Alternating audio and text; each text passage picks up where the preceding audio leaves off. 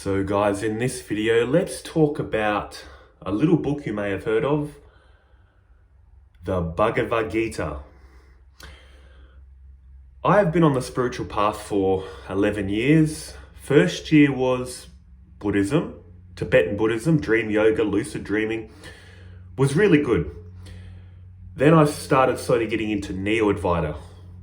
No one here, nothing to do, everything's happening in boundless awareness. Was good too, because it's going straight to the heart of the matter, of reality. But unfortunately, they don't give you any practices for the apparent person still feeling like they're living an apparent life.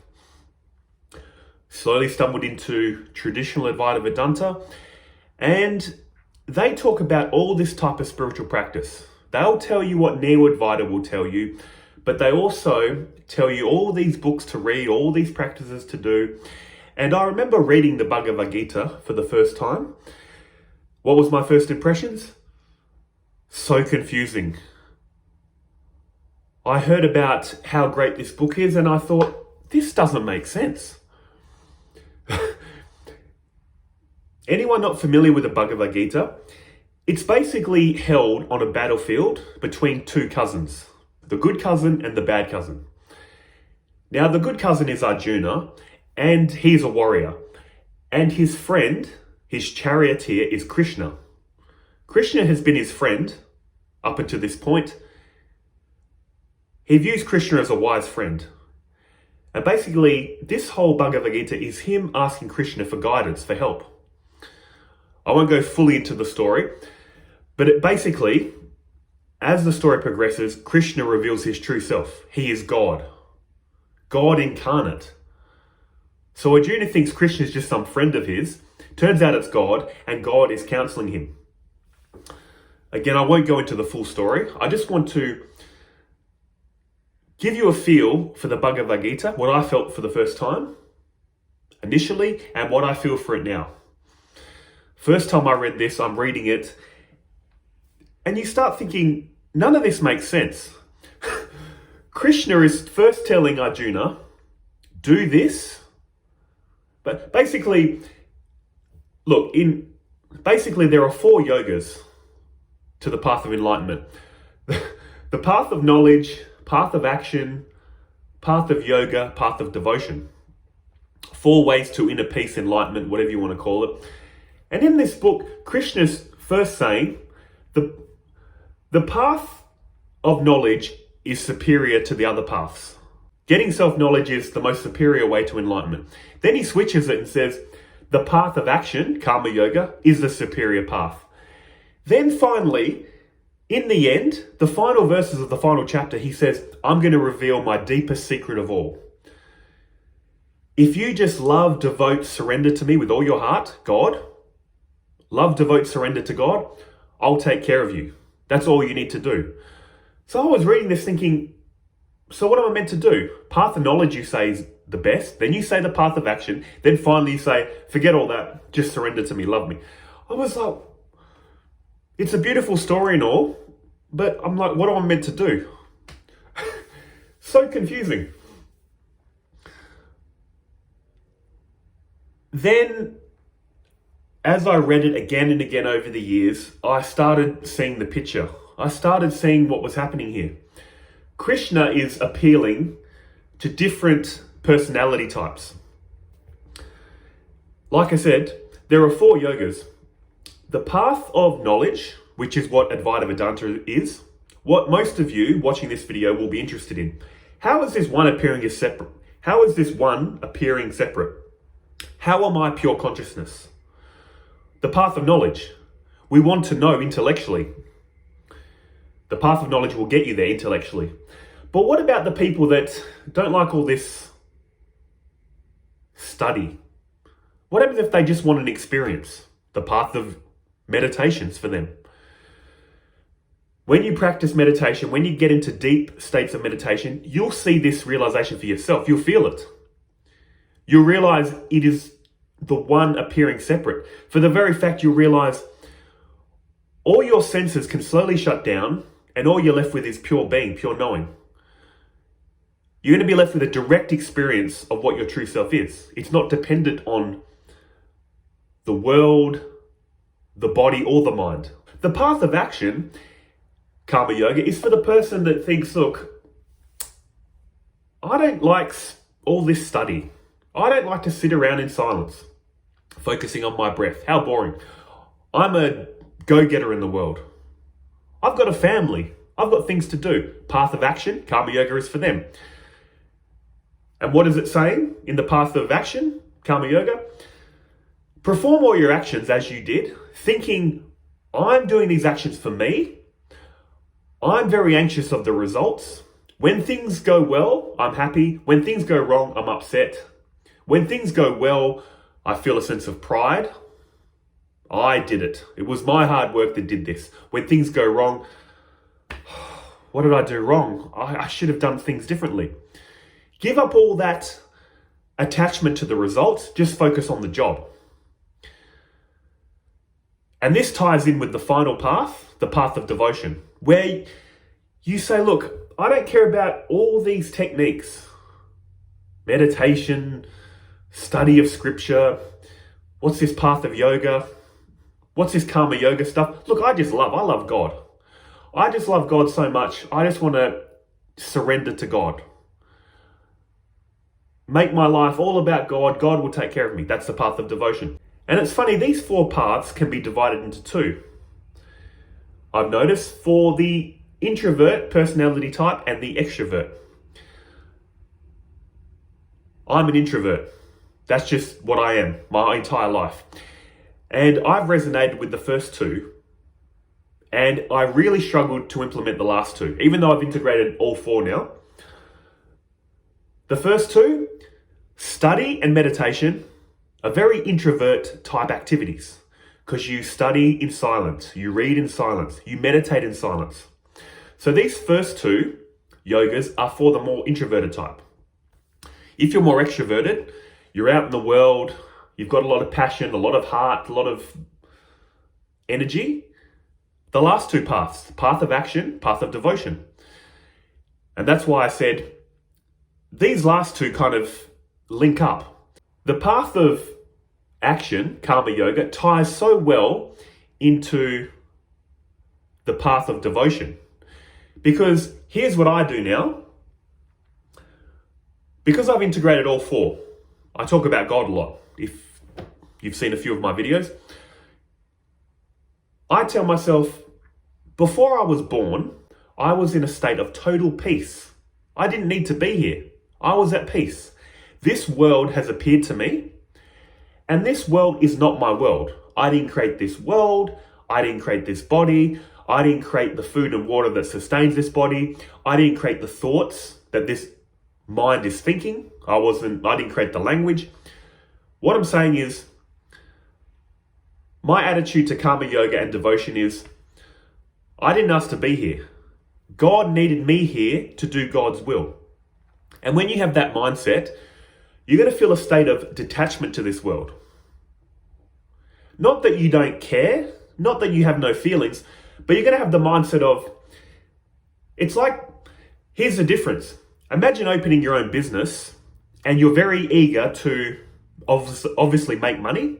You're very happy when you make money one day. You're very upset when you don't make money the other day. You're very concerned about the results because making money means you can keep operating. You can keep paying your mortgage. You can keep buying food. When you don't make money, you won't be paying the mortgage. You won't be buying food. It's going to stress you out. You're very concerned about the results of your actions. But when you work for someone else where you're just paid a wage, you don't really care ultimately if they make money or not. You're just there to do a job. You do your job to the best of your ability. If the company makes money, good on them. If they don't, that's sad. That's the kind of mindset I found you need with Karma Yoga. Say to yourself, God needed me here. I'm just a worker. I didn't have to be here. I was at peace before I was born, but I'm here. God needed me here. So the mindset you have is, I'm here for God. That's devotion. God, I'm going to do every action to the best of my ability. If it works, great. Good on you. That's for you, God, isn't it? If it doesn't work, I'm sorry, I tried my best. That's for you, God, isn't it? Perform your prescribed actions to the best of your ability, offload the results to God. That is basically what Karma Yoga is teaching us, the path of action. Why is it teaching us this? Because I view the path of action, Karma Yoga, as a halfway stage to the realization you perform no action at all. It's a halfway stage because we think we perform action, it's my action. And then we think it's my results. I'm happy it went well, I'm angry it went wrong. So this is a halfway stage. Focus on performing the actions well. Whatever happens after that, none of your concern. And here's 2 examples to show you something, how this works. Imagine if every day you got up and caught the bus to work. Your only action is to get up on time, walk out the door, and catch the bus on time. That's all you can do. But there are 4 options that can happen. 1, you get what you expected. 2, you get what you didn't expect. 3, you get more than you expected. And 4, you get way less than you expected. How would this work? You leave the house, catch the bus, everything goes as expected. That's option 1. Option 2, you leave the house to catch the bus, you just miss it. That's not what you expected. Option 3, you leave to catch the bus. A friend drives by and goes, "You're going to work? Jump in, I'll take you." That's better than expected. You don't have to catch the bus. The friend's going to take you to work. Win.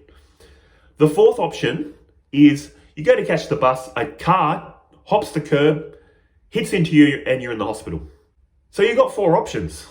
It goes how you wanted it to, not how you wanted it to, really well or really bad. I also found this in weightlifting. When I was really into powerlifting many years ago, I started realizing all I could do is show up at the gym and do my best, and whatever happens, happens. I was into powerlifting, which is basically seeing how much weight you can lift in 1 rep and increasing that 1 rep max over time. And it's funny, sometimes I would show up feeling really good. I've slept well, I've eaten well, very confident that I was going to hit a new PB, personal best. Then finding myself failing miserably, not having the strength to lift the weight. And I'm thinking, but I've done everything right. What happened? Then I would feel upset. Other days I would feel I didn't sleep well, didn't eat well, had low energy, and I had so much strength. And I would hit a personal best. And I'm thinking, how does that work? Then I started realizing you don't know what's going to happen. I started applying Karma Yoga principles before I even knew what they were. I would just show up at the gym, do my best, and tell myself whatever happens, happens. And again, this is what Karma Yoga is saying. Work to the best of your ability. Study to the best of your ability. Open a business. Do everything correctly. Then leave the results to God. A lot of people do this in business, by the way. They do everything right, and it all goes wrong. Other people just wing it, not put in much effort in life, and they get really good results. Because the results aren't up to you. They're up to God. So for me personally, the path of action and devotion came later because they're not natural to my personality. They're more for the extroverts. But for the introverts, here's why I love the Bhagavad Gita. I've got some of my favorite quotes. Because one of the key realizations in the path of knowledge is you perform no action. You are not the doer of your actions. Your true self performs no action. All action is carried out by nature or by God, as Krishna keeps saying time and time again in the Bhagavad Gita. Here's a few of my favorite quotes. I'll put them up here. Chapter 13, verse 30. They alone truly see, who understand that all actions of the body are performed by material nature, while the embodied soul actually does nothing. Your soul, your true self, does nothing. Everything's happening according to material nature. 18, verse 60. O Arjun, that action which out of delusion you do not wish to do, you will be driven to do by your own inclination, born of your own material nature. This one's so true too. So many times you have this feeling, I don't want to do this action. I don't want to do this. But there's a force inside you that compels you to do it. You've decided, I don't want to do this. You want to exercise. You want to eat healthy. That's what you want. That's what you desire. That's your will. But there's a will inside you many times that overpowers you to be lazy, to eat the junk food, to keep doing the addiction you don't want to do. There's a force inside you. There's your will, and then there's the will of material nature. Here's another one. 18 verses 61. The Supreme Lord dwells in the hearts of all beings, O Arjun, according to their karmas. He directs the wanderings of their souls who are seated on a machine made of material energy. That machine made of material energy is the body. And he's saying God dwells within all souls and is directing their actions. That's basically what he's saying. He's directing all their wanderings according to their karma. Again, God is the doer of all actions in this quote. And finally, my favorite, chapter 3, verse 27, all activities are carried out by the three modes of material nature, the gunas. But in ignorance, the soul, deluded by a false identification with the body, thinks of itself as the doer. There are a few of my favorite verses regarding nature performing all actions or God performing all actions. Now, these are just a few. This is a recurring theme in the Bhagavad Gita. You're not the doer of actions. God is performing all actions. Nature is performing all actions. So for the person on the path of knowledge, this is going to be your greatest realization. When you truly understand and realize this, you're going to be in a state of peace and freedom. You perform no action. You'll clearly be able to see that through self-inquiry and investigating your free will. Once it all sinks in and clicks, it's going to be the most obvious thing ever. And you're going to be in a state of total peace and relaxation as you perform action. You're going to realize you're the non-doer while all action is happening.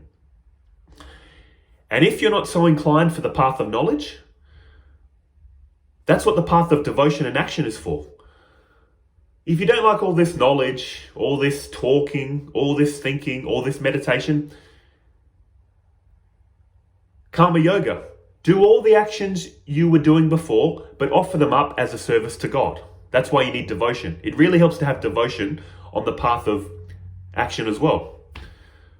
Like I mentioned earlier, just say to yourself, because it's true, I did not ask to be born.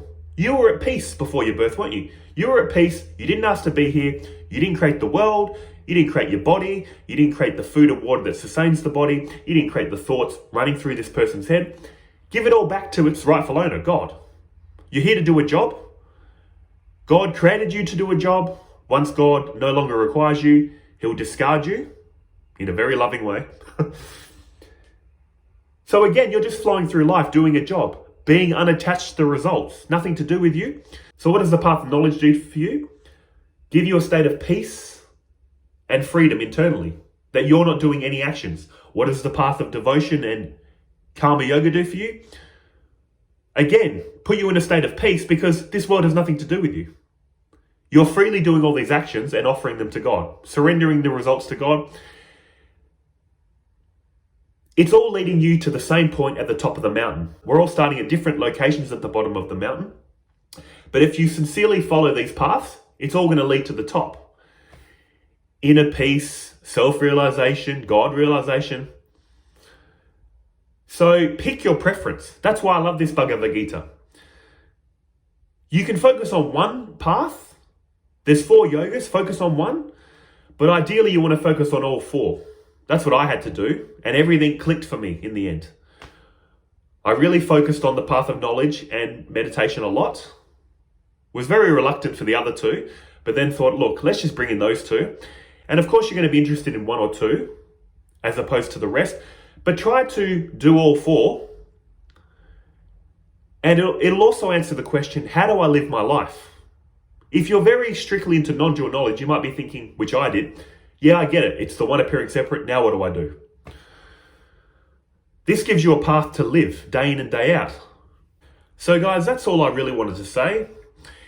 If you're new to the Bhagavad Gita, just read it once. And if it's totally confusing, if it doesn't help you, put it aside.